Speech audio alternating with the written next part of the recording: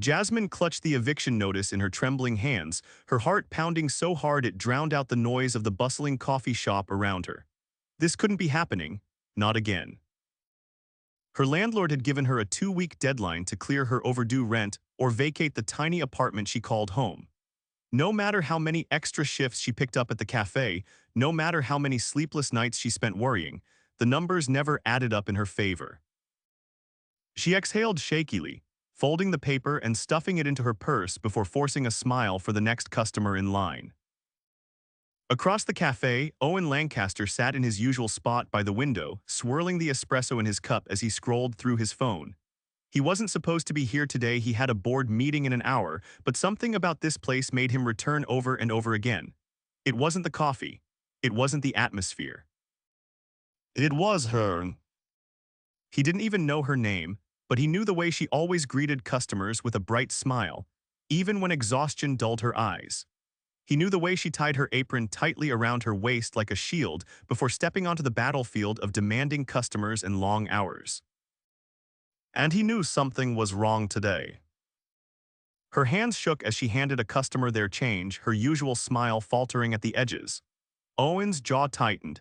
He'd spent years making ruthless business decisions, reading people's weaknesses before they even knew they had them. He could read her now. She was worried, afraid, desperate. He didn't like it. That evening, after finishing his meetings, Owen found himself sitting in his car outside a rundown apartment complex. He wasn't sure what compelled him to come here, but after making a few phone calls, he had learned everything he needed to know. Jasmine Carter, 24, waitress, drowning in debt left behind by her late father, months behind on rent. Owen clenched his fists. He had no idea why he cared. He had no personal ties to this woman, no reason to involve himself in her struggles, and yet something inside him refused to look away. By morning, her landlord received an anonymous payment enough to cover her debt and ensure she wouldn't have to worry about rent for a long time. Owen told himself that was it, problem solved. He could move on with his life without ever speaking to her. But fate had other plans. The next day, Jasmine stared at her landlord in disbelief. "What do you mean my rent is paid?" she asked, gripping the doorframe for support. "Exactly what I said," the older man replied. "Someone paid off everything you owed in full." Her head spun, but who? No idea. It was an anonymous payment. Jasmine felt like the ground had been ripped from beneath her. This had to be a mistake. Who would pay off her rent and why? Her heart thundered as she walked to work, her mind racing with possibilities. A distant relative, a charity, a miracle. She didn't know, but she would find out. That evening, Owen returned to the cafe, telling himself it had nothing to do with her. But as soon as he walked in, his eyes found Jasmine behind the counter, her expression distant, lost in thought. He ordered his usual espresso, and when she turned to hand it to him, their fingers brushed. A spark shot through him, unexpected and unwelcome. Jasmine looked up, her hazel eyes locking onto his. "Do you believe in miracles?" she asked suddenly. Owen raised a brow. "Depends, why?" She hesitated, then shook her head with a small laugh. "Never mind, just something strange happened and I'm trying to figure it out." For a moment, Owen considered telling her the truth, that he was the one who had paid off her debt, that he had seen her struggling and stepped in without knowing why. But he didn't. Instead, he simply said, "Maybe you were due for some good luck." Jasmine smiled, but it didn't reach her eyes. And in that moment, Owen knew this wasn't over. Jasmine couldn't shake the feeling that something wasn't right. Random acts of kindness didn't just happen to people like her, especially not ones that erased thousands of dollars in debt overnight. Someone had interfered in her life, and she needed to know who.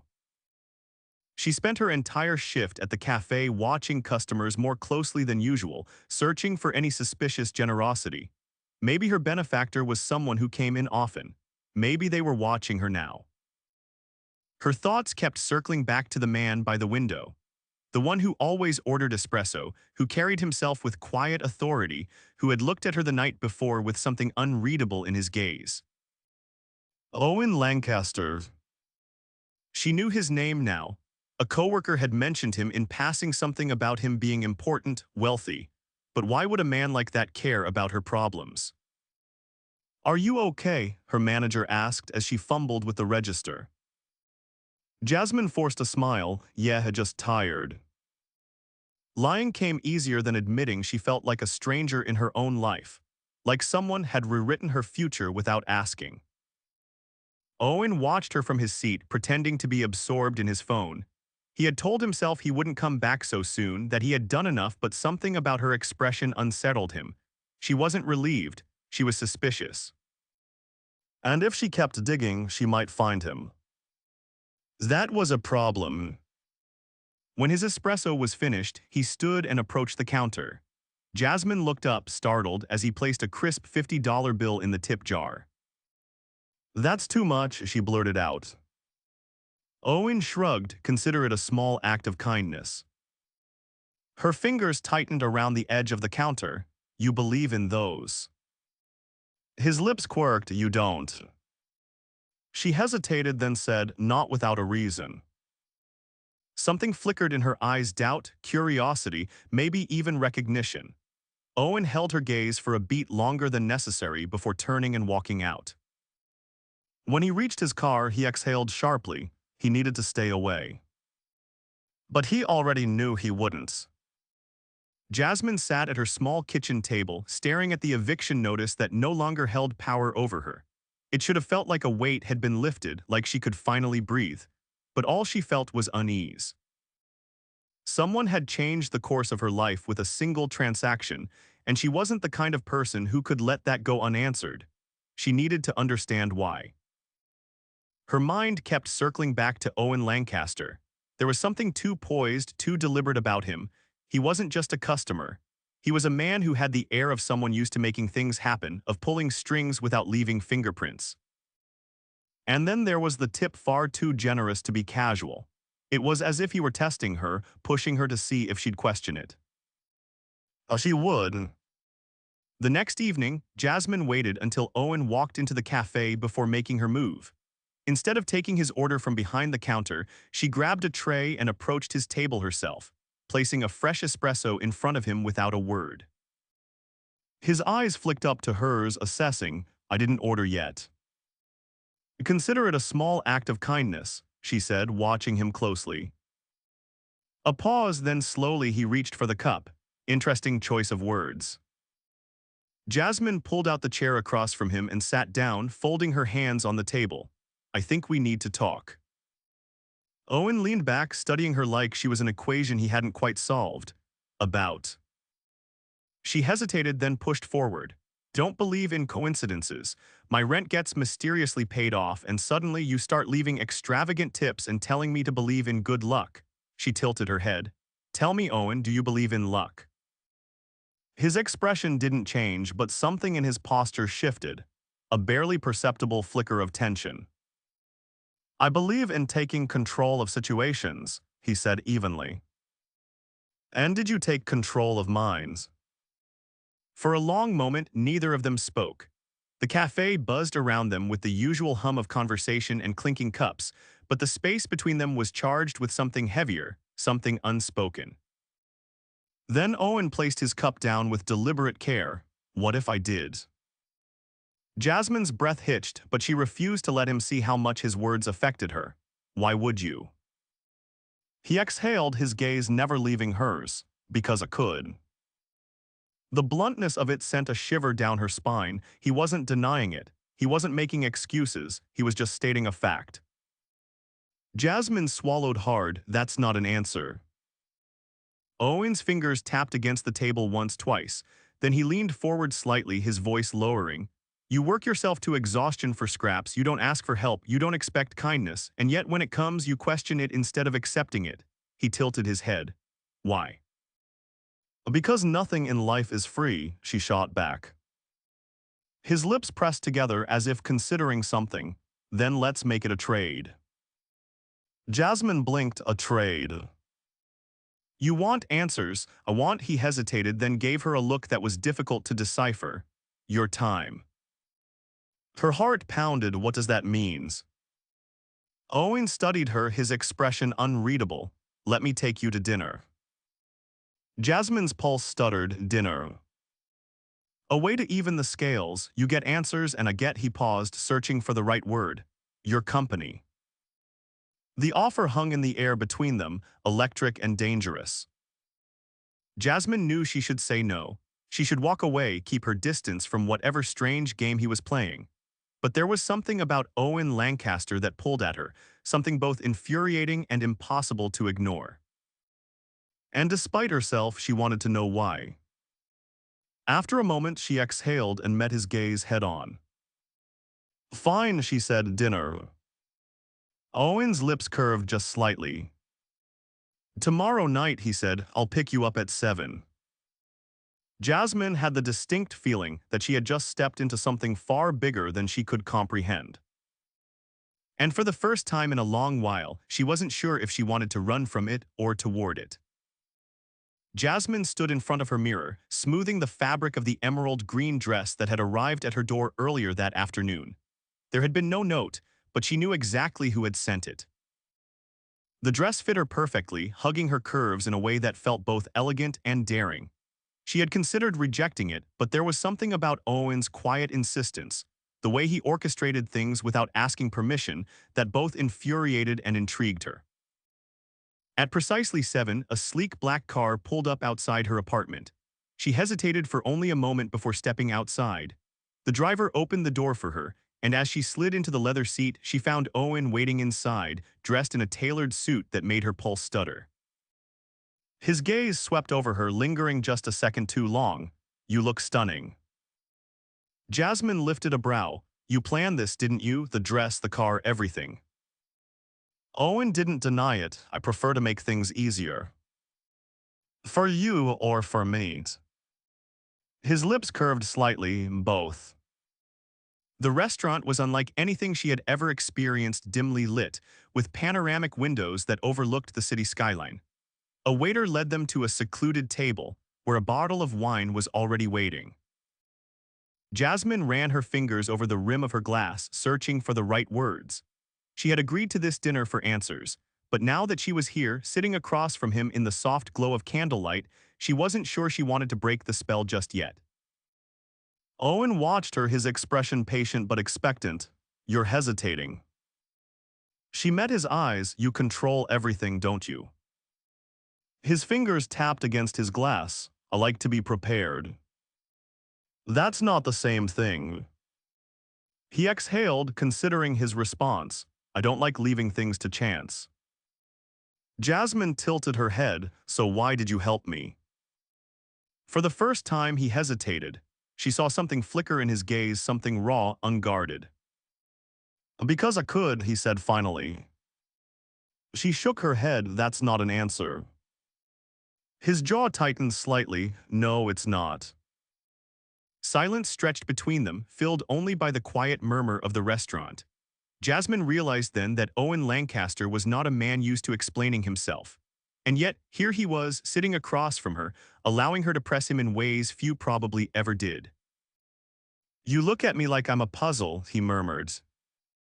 Jasmine's lips parted slightly, caught off guard. Maybe you are. He leaned forward, resting his forearms on the table. And what do you think you'll find when you solve me? She didn't have an answer for that. Instead, she reached for her glass, taking a slow sip of wine as a warmth that had nothing to do with the alcohol spread through her. Owen Lancaster was dangerous not in the way she had expected, but in the way he made her feel seen. Like he had pulled her into a world she had never belonged to, but somehow with him, it didn't feel so impossible. The rest of the evening passed in a blur of conversation that was both effortless and charged. She learned that Owen had built his business from the ground up, that he thrived on control because he had once known what it was like to have none. And in return, he learned about her father, about the weight of debts that weren't hers to carry, about the dreams she had been forced to put on hold. By the time they left the restaurant, the city lights stretching out around them like scattered stars, something between them had shifted. Owen turned to her as the driver opened the car door. Come with me. Jasmine searched his face. Where? His gaze held hers, steady and unwavering. somewhere without expectations, just us. She knew she should say no, that this was dangerous territory, that she was stepping into something she might not be able to step out of. But for the first time in a long time, she wanted to take the risk. So she simply nodded and let herself be swept away. Owen's car wove through the glittering city, the hum of the engine filling the silence between them. Jasmine sat beside him, feeling the weight of the night settling over her. She had expected to leave dinner with more answers, but instead she had only more questions about him, about herself, about whatever it was they had started to create between them. He hadn't told her where they were going, and she hadn't asked. There was something strangely freeing about letting go of control, about allowing herself to trust the pull of the unknown. When the car finally slowed, they were in front of a private rooftop lounge, the entrance discreet and unmarked. Owen stepped out and extended a hand toward her. Without hesitation, she took it. The moment they stepped onto the rooftop, a breathtaking view unfolded before her. The city stretched endlessly in every direction, lights flickering like constellations. A private table sat near the edge, draped in soft candlelight, but the space was otherwise empty. No noise, no distractions, just the quiet hum of the world below them. Jasmine turned in slow wonder. How do you always find places like this? Owen slid his hands into his pockets. I don't find them, I create them. Something about the way he said it sent a shiver through her. He wasn't a man who waited for moments to happen, he made them. And now, he had made this one for her. She moved toward the edge, resting her hands on the cool metal railing. I never thought I'd see the city like this. It feels different from up here. Owen stepped beside her, his presence steady and grounding. Perspective changes everything. Jasmine glanced at him, and what's your perspective on this? His gaze was unreadable. On what? On us, on whatever this is. A breeze lifted strands of her hair, and she felt the weight of his attention as he studied her. I didn't plan for this, he admitted. Don't let people in easily. She turned to face him fully. Why me? He exhaled slowly, as if weighing his words. Because you're not afraid to question me, because you don't care about what I have, only about why I do the things I do. His voice lowered, steady and certain. Because when I look at you, I don't see someone I can control, I see someone I want to know. Jasmine's heart pounded. She had spent so much of her life fighting against the idea of being saved, of being someone's responsibility. But Owen hadn't swooped in to fix her. He had simply seen her in a way no one else had. She swallowed against the lump in her throat. I don't want to be a project or an obligation. His expression darkened slightly. You're neither. Something inside her loosened at his words. She had spent so long feeling like a burden, like a weight too heavy for anyone to carry. But Owen wasn't offering her rescue, he was offering her something far more dangerous. A choice. She hesitated only a moment before stepping closer. Then what am I? Owen's hand lifted, his fingers brushing against her cheek in a touch so light it sent shivers down her spine. Someone I don't want to walk away from. Jasmine's breath caught. The city pulsed around them, but in that moment nothing else existed. She had spent her whole life running from the idea that someone could care for her without expecting something in return. But with Owen, it didn't feel like a transaction. It felt like gravity, inevitable, undeniable. And for the first time, she wasn't afraid to fall. Jasmine wasn't sure how long they stood together on that rooftop, the city stretching endlessly below them. The air around them was thick with something unspoken, something that had been building since the moment Owen first stepped into her life. But standing there, wrapped in the quiet weight of his confession, she realized something she wasn't afraid anymore. Not of him, not of what this was becoming. The ride back to her apartment was silent, but it wasn't uncomfortable. It was charged, filled with the kind of awareness that made the space between them feel impossibly small. Owen's fingers rested lightly against his knee, his gaze flickering toward her every so often, as if he was memorizing the way she looked bathed in the soft glow of passing streetlights. When the car pulled up to her building, Jasmine hesitated. She should go inside. She should walk away and take time to process everything. But instead she turned to him, drawn into the quiet intensity of his stare. This doesn't feel like an ending, she murmured. Owen's jaw tightened slightly because it's not. A beat of silence. Then, before she could think too much about it, she leaned in. It was tentative at first, a slow test of boundaries, but the moment their lips met, everything else faded. Owen responded instantly, his hand lifting to cradle the side of her face, fingers threading through her hair as he deepened the kiss. There was nothing hesitant about the way he touched her, no uncertainty, no doubt. It was as if he had been waiting for this, as if all the tension that had simmered between them had finally found its resolution. When they finally pulled apart, their breaths mingling in the space between them, Owen traced his thumb gently over her cheek, his expression unreadable. "This isn't something I do," he admitted, voice rough. Jasmine's pulse pounded, "Neither do I." A small knowing look passed between them. Whatever this was, it wasn't casual, it wasn't fleeting. And that terrified her just as much as it thrilled her. Owen exhaled slowly as if grounding himself. "I don't want to rush you." Jasmine let out a soft laugh, shaking her head. "You don't strike me as the patient type." His lips curved slightly. "I can be for the right reasons." She studied him, the man who had stepped into her life and rewritten everything in a matter of days. He had changed so much for her, shifted the way she saw the world, but what scared her most was the way he made her rethink herself. Because for the first time in a long time, she wanted to believe in something more. She reached for his hand, threading her fingers through his. "Then don't let me go." Owen's grip tightened, his answering look filled with something final, something absolute. "I wasn't planning to." And just like that, she knew this wasn't the end of her struggles, but it was the beginning of something far greater. Something that, for once, she wasn't afraid to hold on to.